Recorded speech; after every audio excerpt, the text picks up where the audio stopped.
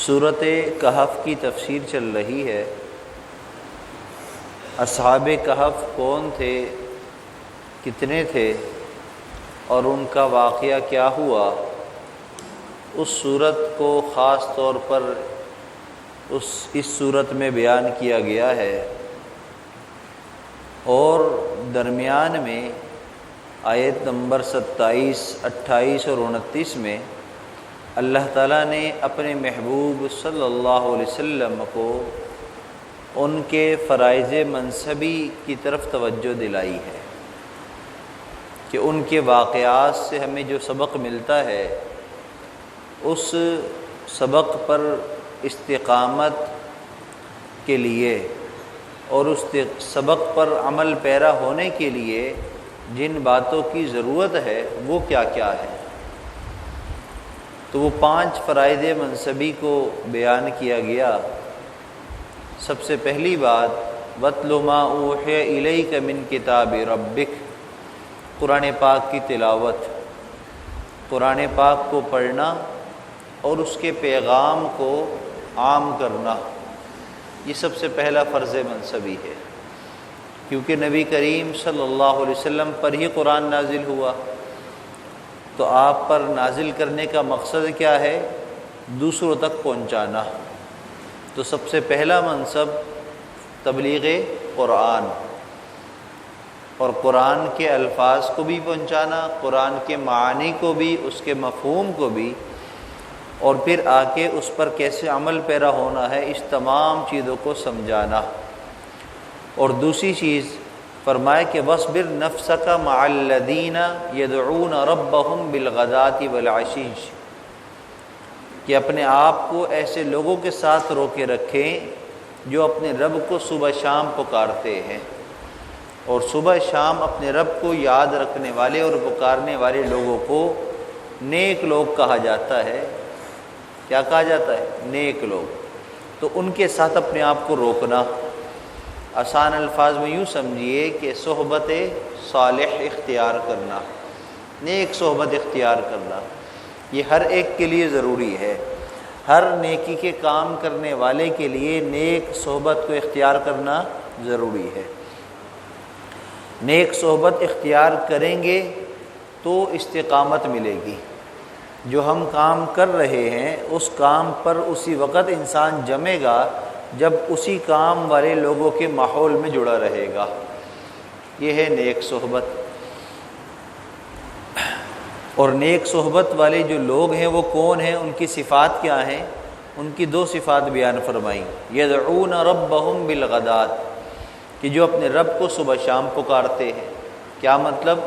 کہ ہر وقت اللہ کی عبادت میں لگے رہتے ہیں۔ کس میں لگے رہتے ہیں؟ عبادت میں۔ عبادت بھی ایسی کہ جس میں دیکھنے والا یہ کہے کہ اس کو اور کوئی کام ہی نہیں ہے، اس کو اور کوئی کام ہی نہیں ہے۔ اور اس کے لیے اللہ نے یہاں پر جو لفظ استعمال کیا وہ ہے یدعون۔ یدعون دعا سے ہے۔ کس سے ہے؟ دعا سے۔ دعا کے کئی معنی ہیں۔ ایک معنی کیا ہے؟ پکارنا، اللہ کو یاد کرنا۔ بشر حافی رحمۃ اللہ علیہ ایک بہت بڑے بزرگ گزرے ہیں، وہ فرماتے ہیں کہ دعا کا معنی ہے گناہوں کو چھوڑ دینا، گناہوں کو چھوڑ دینا، یہ ہے دعا۔ کہ اللہ کو اگر کوئی انسان پکار رہا ہے تو وہ اسی وقت پکارنے کا حق ادا کرے گا جب وہ اللہ کی نافرمانی چھوڑ چکا ہوگا۔ تو بالکل ایسے ہی جیسے اگر ہم سے کسی کی کوتاہی ہو جائے، کسی کے ساتھ ہم نے حق تلفی کی ہو، تو ہم اگر اس کے پاس دوبارہ اگر جاتے ہیں بات چیت کے لیے تو ہم کیا کہتے ہیں؟ بھئی پہلے والا یہ حق ہے، آئندہ کے لیے بات کرے، یعنی پہلے کی تلافی پہلے ہوتی ہے۔ تو اللہ کو پکارنا ایسا ہی ہے جیسے اللہ کی طرف رجوع کرنا، اور اللہ کی طرف رجوع کرنے سے مفہوم کیا نکلا کہ پہلے اللہ کی نافرمانی چھوڑو تو پھر اللہ کو پکارو، تو یہ کامل پکار ہوگی۔ اسی وجہ سے حضرت بشر حافی رحمۃ اللہ علیہ نے کیا فرمایا کہ دعا کہا جاتا ہے گناہوں کو چھوڑنا۔ تو گناہوں کو چھوڑ دو، گویا کہ تم اللہ کو پکارنے والے بن گئے، اللہ کو یاد کرنے والے بن گئے۔ امام قشیری رحمۃ اللہ علیہ ایک بہت بڑے اللہ کے ولی گزرے ہیں، عالم تھے، فرماتے ہیں کہ دعائیں بھی مختلف ہیں۔ جو عوام الناس ہے ان کی دعا جو ہے وہ زبان سے ہوتی ہے، بس زبان سے دعا کرنا، جیسے کہ دعا کر دیں، ہم بھی کرتے ہیں تو زبان سے کرتے ہیں، مطلب نہ دل متوجہ، نہ دماغ متوجہ، نہ ہمارا عمل، بس زبان سے ہم کہتے ہیں اللہ یوں کر دے، اللہ یوں کر دے، اللہ یوں کر دے۔ تو امام قشیری رحمۃ اللہ علیہ فرماتے ہیں کہ عوام الناس کی دعائیں جو ہیں وہ کیا ہیں؟ زبان سے، زبان کی دعائیں ہیں۔ اور فرمایا کہ جو زاہد ہوتا ہے، جو اللہ کا عبادت گزار ہوتا ہے، عابد ہے، نیک بندہ ہے، وہ اللہ سے دعا مانگتا ہے اپنے اعمال کے ذریعے، عمل کرتا ہے، پھر اللہ کے سامنے اپنا عمل پیش کرتا ہے، اللہ میرا یہ عمل۔ جیسے وہ بنی اسرائیل کے 3 لوگوں کا واقعہ ہے کہ ایک مرتبہ دوران سفر بارش ہو گئی، اور بارش بھی ایسی طوفانی ہوئی کہ اس سے بچنے کے لیے غار کے اندر انہوں نے پناہ لے لی۔ اور جب غار میں پناہ لی تو ہوائیں تیز چل رہی تھی، بارش بھی تیز تھی، موسلا دھار تھی، تو ایک پتھر لڑک کر اس غار کے دہانے پر آ گیا، جس کی وجہ سے نکلنے کا راستہ بند ہو گیا۔ جب راستہ بند ہوا، اب ان کو پریشانی ہوئی کہ چلو بارش سے تو بچ گئے، لیکن اب یہاں سے کیسے نکلیں گے؟ اور پتھر کو ہٹاتے ہیں تو ہٹتا نہیں ہے۔ پھر تینوں نے مشورہ کیا کہ کیا کیا جائے۔ کہا کہ صرف اللہ ہی کی وہ ذات ہے جو ہمیں بچا سکتی ہے، لہٰذا اللہ سے اب دعا مانگو، اللہ اس پتھر کو یہاں سے ہٹا دے۔ بھئی اللہ سے تو مانگیں اس مشکل گھڑی میں، مصیبت کی گھڑی میں، لیکن اللہ کے سامنے کچھ پیش بھی تو کریں اپنا عمل۔ تو تینوں نے اپنا اپنا عمل پیش کیا۔ ایک نے اپنے والدین کی خدمت کو پیش کیا، ایک نے ایک مزدور کی مزدوری کو کاروبار میں لگا کر اس کے مال کو بہت بڑھا لیا۔ پھر کئی سالوں کے بعد جب وہ آیا تو پھر اس کے سارے مال کو جو اس کی مزدوری سے کمایا تھا وہ سارا اس کو دے دیا۔ اور تیسرے نے اپنے آپ کو زنا سے بچانے والے گناہ سے بچایا تھا اپنے آپ کو، وہ عمل پیش کیا۔ تو اپنے اپنے اخلاص سے کیے ہوئے عمل کو اللہ کے سامنے پیش کیا۔ اللہ اگر ہمارے اس عمل کی کوئی آپ کے آگے مقبولیت ہے تو اس پتھر کو ہٹا دیجیے، راستہ بنا دیجیے۔ تو ایک نے دعا کی، تھوڑا سا ہٹ گیا، دوسرے نے کی، تھوڑا اور ہٹ گیا، تیسرے نے کی تو اتنا ہٹ گیا کہ آرام سے باہر نکل گئے۔ تو گویا کہ اپنا عمل پیش کیا۔ تو عمل پیش کر کر دعا مانگنے والے کو کہتے ہیں زاہد، عبادت گزار، جو اپنا عمل پیش کرے۔ تو امام قشیری رحمۃ اللہ علیہ فرماتے ہیں زاہدین اپنے اعمال سے اللہ سے دعا مانگتے ہیں، اپنے اعمال سے۔ اور تیسرے لوگ ہیں عارف، عارفین، اللہ کو پہچاننے والے، جو ہر وقت، ہر آن، ہر گھڑی اللہ ہی اللہ کرتے رہے۔ جو عارف ہوتا ہے وہ اپنے حال سے اللہ سے مانگتا ہے، اپنے حال سے، یعنی اپنے حال کو اللہ میری حالت کو دیکھ، اللہ میری حالت کو دیکھ۔ وہ زبان سے یہ نہیں کہتا میرا یہ عمل، میرا وہ عمل، اس لیے کہ عارف کی نظر میں اپنے عمل کی تو اس کی کوئی قدر و منزلت ہی نہیں ہوتی۔ وہ کہتا ہے کہ میں جو بھی کر لیا لیکن اللہ کی شان کے مطابق نہیں کیا، لہٰذا اپنے عمل کو ہمیشہ کم ہی سمجھتے ہیں۔ کتنے بڑے بڑے امام اعظم ابو حنیفہ، امام مالک، امام شافعی، امام احمد بن حنبل اور بڑے بڑے ائمہ کے واقعات کے اندر یہ بات موجود ہے۔ کیا فرماتے ہیں؟ فرماتے ہیں کہ یا اللہ ہم نے جو کیا وہ تو کچھ بھی نہیں ہے، جیسا کرنا چاہیے تھا ویسے حق ادا نہیں ہوا۔ اور یہ تعلیم ہمیں کہاں سے ملی؟ نبی کریم صلی اللہ علیہ وسلم جب دنیا سے پردہ فرما رہے ہیں اور جو حج کے موقع پر آپ نے دعا فرمائی، کیا کہا کہ یا اللہ میں نے وہ ذمہ داری جو آپ نے مجھے ادا کی تھی وہ میں نے آگے ادا کر دی۔ چونکہ آپ کامل تھے اس لیے آپ نے یہ دعا کی، تو آپ کی اس دعا سے امت کو تعلیم یہ ملی کہ چونکہ امت کا فرد ہے وہ کامل نہیں ہوتا، وہ چاہے صحابی ہو چاہے وہ امام ہو۔ تو آپ نے کیا دعا فرمائی؟ اللہ جو آپ نے ذمہ داری دی تھی وہ میں نے ادا کر دی۔ اور یہ سب گواہ ہیں، سب نے گواہی بھی دی، اللہ کو بھی گواہ بنا لیا۔ اور ہمارا طریقہ کار کیا بنا کہ اللہ ہم جتنا بھی کر لیں وہ ہم چونکہ کامل نہیں تو ہمارا عمل بھی کامل نہیں، اس میں کمی کوتاہی رہ جاتی ہے۔ تو جو عارف ہوتا ہے، اللہ کو پہچاننے والا ہوتا ہے، وہ اپنے حال سے دعا مانگتا ہے۔ امام قشیری رحمۃ اللہ علیہ فرماتے ہیں کہ دعا مانگنے والے 3 لوگ ہیں۔ عوام الناس اپنی زبان سے دعا مانگتے ہیں، عابدین جو ہے اپنے اعمال سے دعا مانگتے ہیں، اور عارفین اپنے احوال سے دعا مانگتے ہیں۔ اور ہم پہلے درجے میں ہیں، عوام الناس ہیں، ہم اپنی زبانوں سے مانگتے ہیں۔ اس کو ہم نے آگے بڑھانا ہے اپنے عمل کی طرف۔ کیا مطلب؟ کہ ہم اپنے عمل اس طریقے سے اختیار کریں کہ اللہ کے سامنے پیش کر سکیں۔ حضرت علی کرم اللہ وجہ فرماتے ہیں کہ تم مصائب کی بلاؤں کو اپنی دعاؤں سے روکا کرو۔ مصائب کی بلاؤں کو اپنی دعاؤں سے روکا کرو، کہ جب کوئی مصیبت آ جائے، کوئی بیماری آ جائے تو اللہ سے دعا کیا کرو، اللہ سے دعا کیا کرو۔ اور دعا کرنے کا بہترین طریقہ کیا ہے کہ انسان پہلے کوئی نیک عمل کرے پھر دعا کرے، پہلے کوئی نیک عمل کرے۔ مثال کے طور پر نماز پڑھی ہے پھر دعا مانگ لے، قرآن پڑھا ہے پھر دعا مانگ لے، ذکر کیا ہے دعا مانگ لے۔ اگر کہیں ہم باہر جا رہے ہیں کاروبار کے لیے، نوکری کے لیے، اور ہم چاہتے ہیں ہمارا کام ہو جائے، ہم راستے میں دعائیں مانگ رہے ہیں، کیا کریں؟ یا اللہ یہ میرا کام بنا دے۔ لیکن کیا کریں؟ دیکھتے رہیں راستے میں کوئی ضرورت مند آ جائے تو اس کی ضرورت کو پورا کر دیں۔ اگر ہو سکے تو کسی کو ناشتہ کرا دیا، 10-20 روپے کسی ضرورت مند کو دے دیے۔ اب آپ نے صدقہ کر دیا تو صدقہ کر دیا، اب دعا مانگیں۔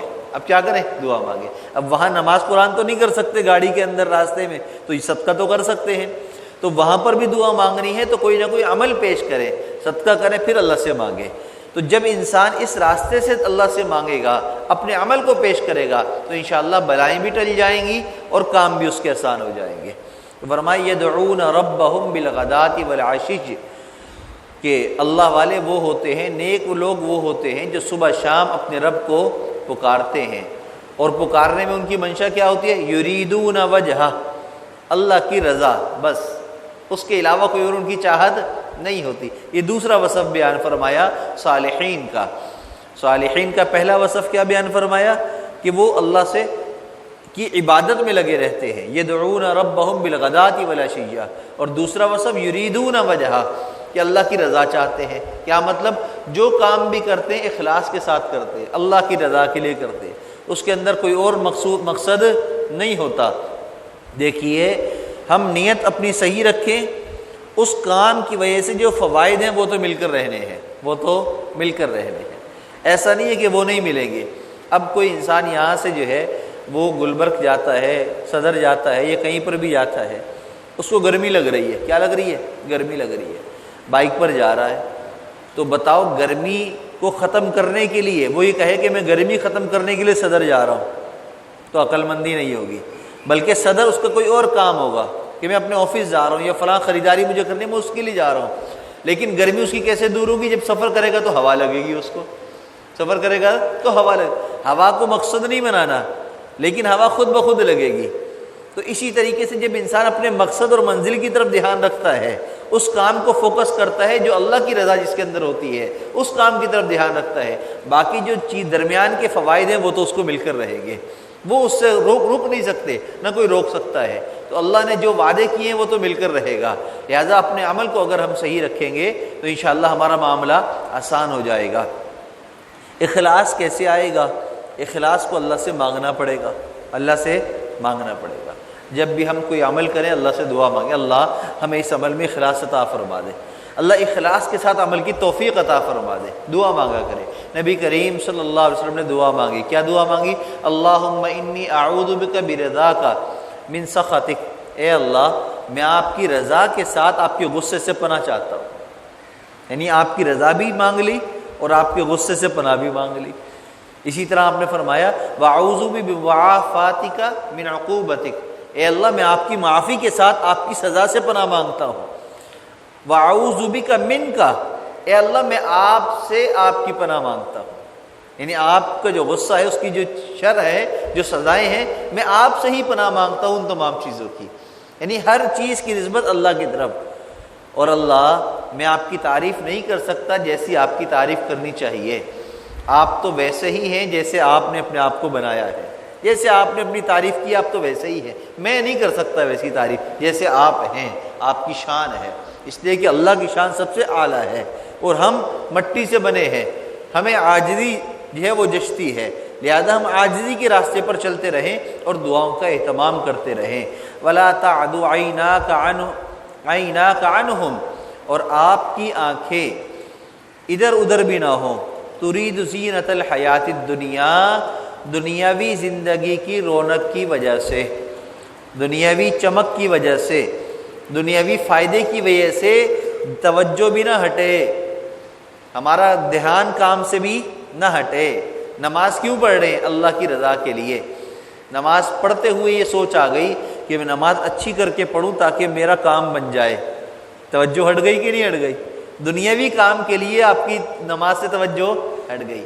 تو فرمایا ہے کہ وَلَا تَعْدُ عَيْنَاكَ عَنْهُمْ، آپ کی توجہ بھی نہیں ہٹنی چاہیے، آپ کی نگاہ بھی نہیں ہٹنی چاہیے اپنی منزل سے، اپنے فوکس سے۔ کیسے؟ ترید زینت الحیات الدنیا، دنیاوی زندگی کی رونق کی وجہ سے۔ دنیا کی خاطر اپنی نظر کو نہ پھیرو، دنیا کی خاطر اپنی توجہ کو نہ ہٹاؤ۔ اور اللہ نے اس کے لیے لفظ کیا استعمال کیا؟ عیناکا، آپ کی نگاہ، آپ کی نگاہ۔ عین جو ہے، عین عام طور پر اس کے کئی معنی ہیں، اور قرآن پاک میں بھی مختلف چیزوں کے لیے استعمال ہوا ہے۔ جیسے نظر کو بھی عین کہا جاتا ہے، چشمے کو بھی عین کہا جاتا ہے، پانی کے چشمے کو بھی عین کہا جاتا ہے، سورج کو بھی عین کہا جاتا ہے، پہاڑ کو بھی عین کہا جاتا ہے، عزت کو بھی قرآن پاک میں عین کا لفظ استعمال ہوا ہے، ذلت کے لیے بھی استعمال ہوا ہے، علم کی بلندی کے لیے بھی عین کا لفظ استعمال ہوا، یعنی بے شمار معنی ہیں عین کے۔ یہاں پر عین سے کیا مراد ہے؟ عین سے مراد کیا ہے؟ توجہ۔ کیا مراد ہے؟ توجہ۔ توجہ نہ ہٹے آپ کی توجہ نہ ہٹے۔ یہ توجہ جو ہے نا، یہ عاملین کے ہاں، عارفین کے ہاں، اللہ والوں کے ہاں یہ ایک خاص وصف ہے توجہ۔ توجہ ڈالنا، نظر ڈالنا، جیسے حدیث مبارکہ میں العین حق، نظر حق ہے۔ کیا مطلب؟ کہ کسی کی نظر لگ جانا یہ حق ہے، نظر لگ جانا حق ہے۔ اور نظر ایسی تیز ہوتی ہے، فرمایا کہ صحت مند اونٹ کو ہانڈی میں پہنچا دیتی ہے، نظر اتنی تیز ہوتی ہے۔ اس لیے فرمایا کہ اگر تم کسی کو دیکھو، کسی پر نظر ڈالو اور وہ تمہیں اچھا لگے، یا تمہارے دل میں اس کے لیے حسد پیدا ہو، تو فوراً کہو ماشاء اللہ، بارک اللہ، زادک اللہ، اس کی اس نعمت کی تعریف کر دو، تو تمہاری نظر کی جو برائی ہے وہ اس سے ہٹ جائے گی، اس کے اندر جو تم نے حسد کو مبتلا کیا تھا وہ ختم ہو جائے گا۔ اور اگر نہیں بولو گے تو تمہاری نظر سے برائی اس کے اوپر داخل ہوگی، جس کی وجہ سے وہ موت کے منہ میں چلا جائے گا۔ اس لیے نظر یہ بہت تیز چیز ہے۔ نظر سے اپنے آپ کو بچانے کے لیے دعاؤں کا اہتمام کرنا بھی ضروری ہے، اور اپنی صفات کو اور اپنی نعمتوں کو لوگوں سے چھپانا بھی ضروری ہے۔ بعض مرتبہ ہم بے دہانی کے اندر اپنی بہت ساری ایسی باتیں لوگوں کے سامنے بیان کر دیتے ہیں جو بیان نہیں کرنی چاہیے، اس لیے کہ سننے والے کا پتہ نہیں، جس کے علم میں آ رہی ہے پتہ نہیں وہ کس ذہن کا آدمی ہے، وہ ہم سے کیا چاہتا ہے۔ اس لیے کہ بعض مرتبہ اس کے دل میں حسد آ جاتا ہے، بعض دفعہ ہوتا نہیں ہے، آ جاتا ہے۔ کیسے؟ اب دو دوست ہیں آپس میں، ایک ساتھ کھاتے ہیں، پیتے ہیں، گھومتے ہیں، ایک کی نوکری اچھی لگ گئی، اب دوسرے دوست کو جلن ہو رہی ہے، یار اس کی کیوں لگ گئی، حالانکہ یہ مجھ سے اتنا اچھا سمجھدار تو ہے نہیں، سارے کاموں میں تو میں زیادہ سمجھدار ہوں، نوکری اس کی اچھی لگ گئی۔ اب وہ بتائے گا نہیں آپ کو، لیکن اس کے اندر ہی اندر ایک جنگ چلتی رہے گی، اور اس جنگ کو اگر وہ روکے گا نہیں، اپنی اس سوچ کو اگر بدلے گا نہیں، تو پھر وہ حسد کے اندر مبتلا ہو جائے گا۔ یعنی حسد ایک دم نہیں آ جاتا، آہستہ آہستہ آتا ہے۔ تو اس لیے اپنی نعمتوں کو، اپنی صفات کو چھپانا بھی چاہیے، ہر وقت ہر جگہ بیان کرنا بھی ضروری نہیں ہے۔ ہر رشتہ دار کے سامنے، ہر بیٹھنے والے کے سامنے اپنی باتیں بیان کر رہے ہیں، بھئی میں تو ماشاءاللہ میں یوں، میں یوں، میں یوں، اور وہ بیان کرنی سادگی کے اندر، سامنے والا حسد لے کر بیٹھ گیا، آپ کے خلاف پلاننگیں کر رہا ہے، اور جب حسد اس کے دل میں بڑھے گا تو اس کی نظر کی برائی بھی آپ پر اثر انداز ہوگی، جس کی وجہ سے پریشانی ہو جائے گی۔ اسی لیے فرمایا کہ چھوٹے بچوں پر بھی دم کیا کرو، ان پر ان کی نظر بھی اتار دیا کرو۔ قرآن پاک کے ذریعے نظر کو روکنا یہ بہت آسان ہے۔ سورۃ القلم کی آخری 3 آیات ہیں، فَاجْتَبَاهُ رَبُّهُ فَجَعَلَهُ مِنَ الصَّالِحِينَ وَإِن يَكَادُ الَّذِينَ كَفَرُوا لَيُزْلِقُونَكَ بِأَبْصَارِهِمْ لَمَّا سَمِعُوا الذِّكْرَ وَيَقُولُونَ إِنَّهُ لَمَجْنُونٌ وَمَا هُوَ إِلَّا ذِكْرٌ لِّلْعَالَمِينَ۔ یہ 3 آیات ایسی تیز اثر انداز کرتی ہیں، اگر کسی چیز پر دم کر دیا جائے تو اس پر کسی کی کوئی بری نظر رکتی نہیں ہے، نظر رکتی نہیں ہے۔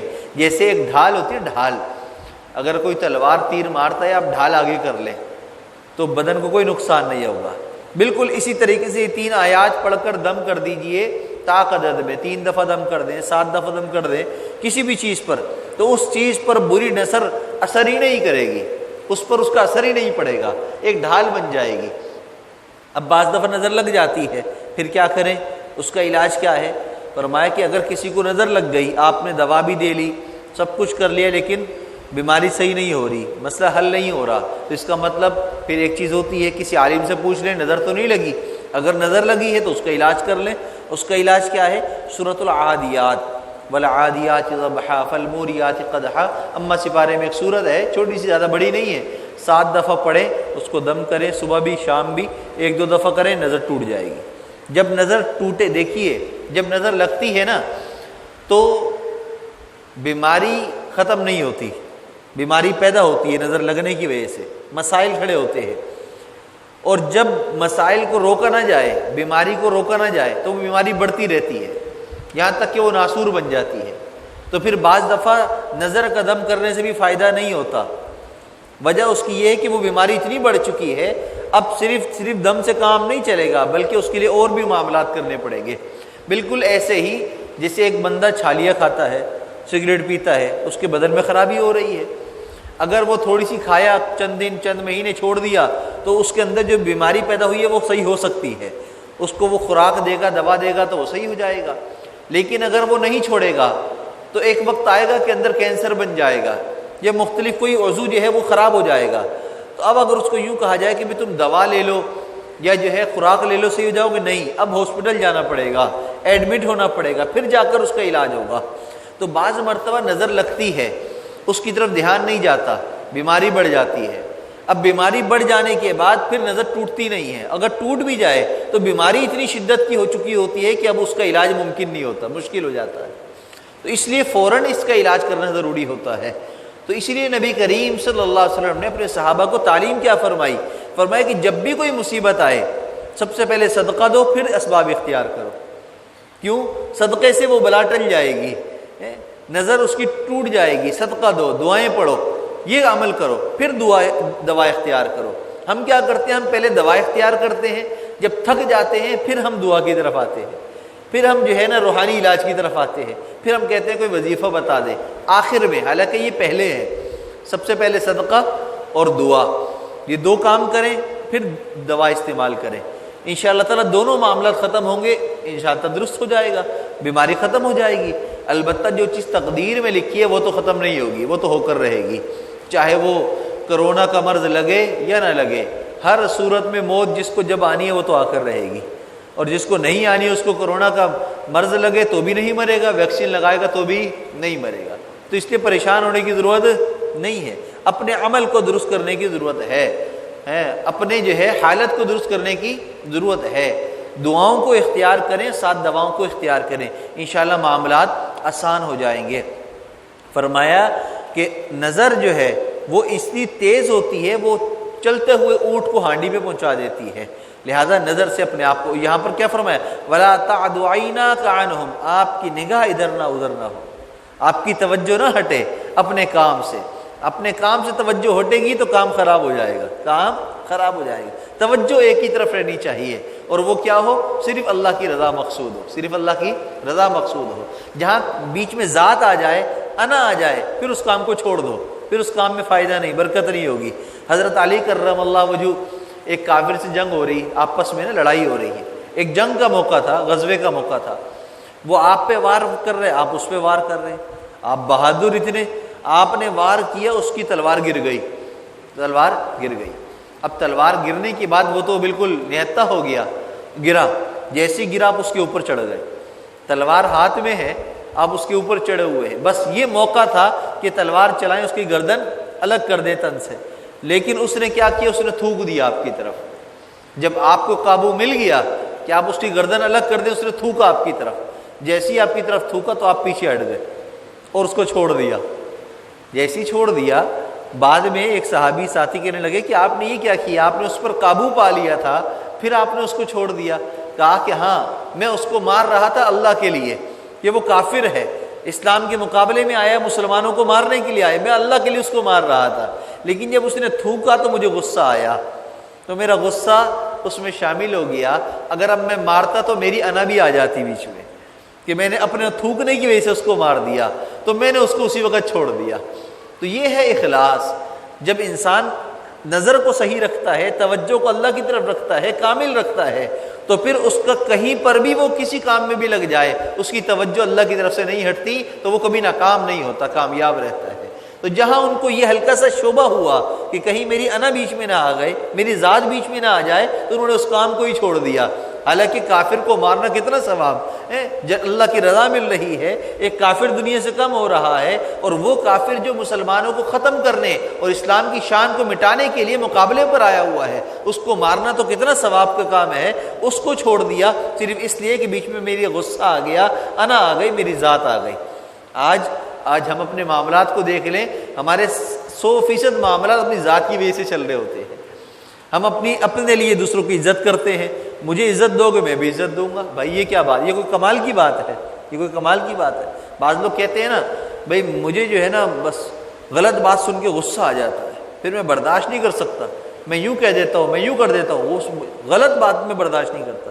ارے بھائی صحیح بات بھی برداشت کرنے کی ہوتی ہے، صحیح بات تو صحیح ہوتی ہے نا، اس میں برداشت کرنے کی کیا بات ہے؟ برداشت تو غلط کو ہی ہمیشہ کیا جاتا ہے نا۔ کوئی آپ کو خوش پھول دے رہا ہے اور آپ کہو کہ میں تمہیں برداشت کر رہا ہوں، ہے گا بھائی بیوقوف ہو گیا کیا؟ میں پھول دے رہا ہوں تو کہہ رہا ہے برداشت کر رہا ہوں، میں محبت دکھا رہا ہوں، اس کے بدلے محبت دے، برداشت تھوڑی ہے۔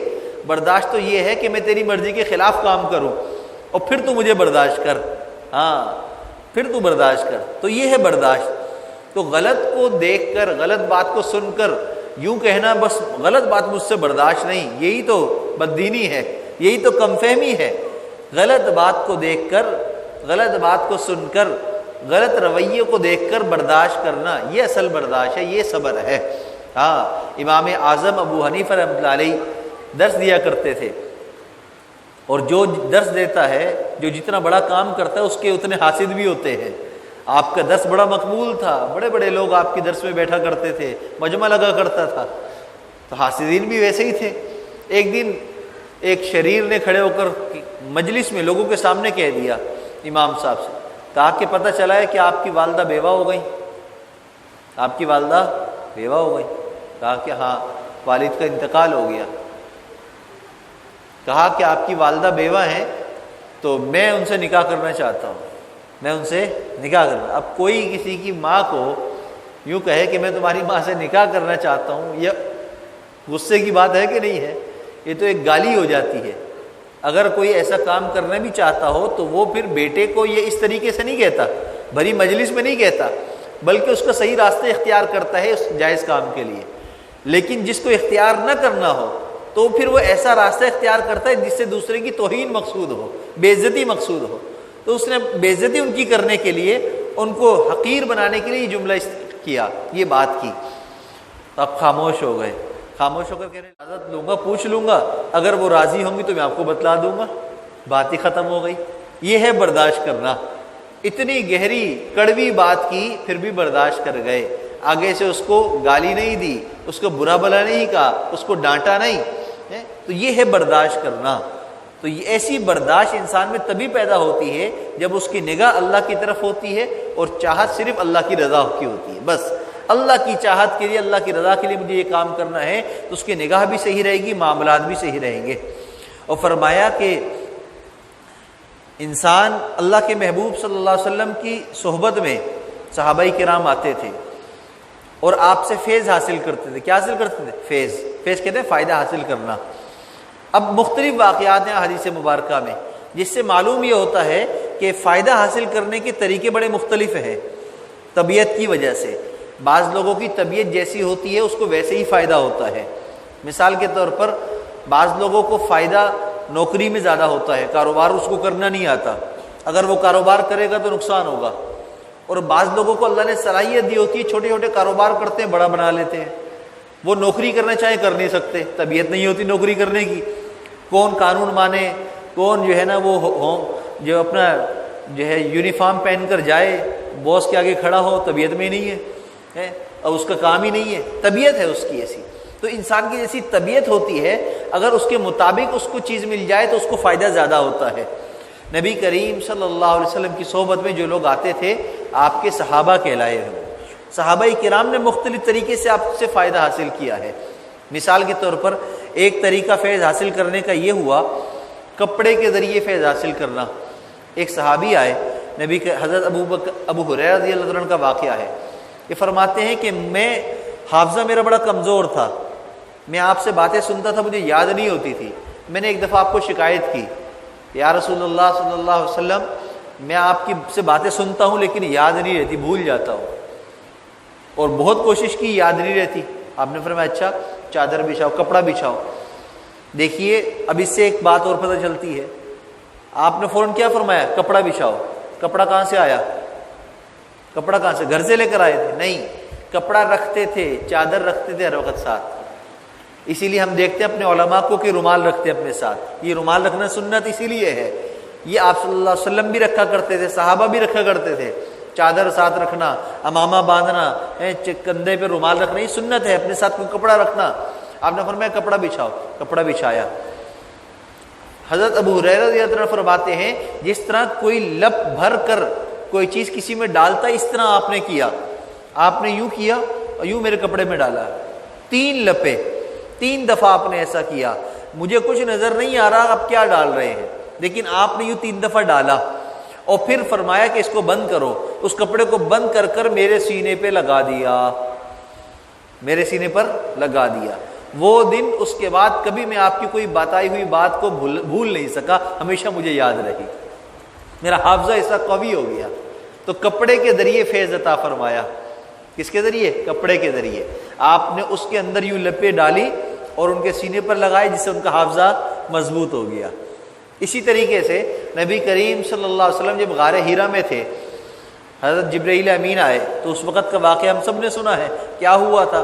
فرمایا کہ پڑھیے. آپ نے کہا میں ماں نبی قاری میں پڑھا ہوا نہیں ہوں. 3 دفعہ کے بعد حضرت جبرائیل امین نے آپ کو سینے سے لگایا، بھینچا آپ کو. آپ فرماتے ہیں کہ جب مجھے سینے سے لگا کر بھینچا تو ایسا لگا جیسے میرے سینے میں حرارت پیدا ہو گئی، میرا بدن گرم ہو گیا. اور پھر جب مجھے چھوڑا اور مجھے کہا پڑھیے تو میں فوراً پڑھنے لگا. تو سینے سے منتقل کیا، گلے سے لگا کر. حضرت عبداللہ بن عباس رضی اللہ تعالیٰ عنہ فرماتے ہیں میں آپ کی خدمت کیا کرتا تھا اور آپ کی خدمت کی وجہ سے آپ مجھے دعا دیتے تھے. آپ نے ایک دفعہ مجھے دعا دی.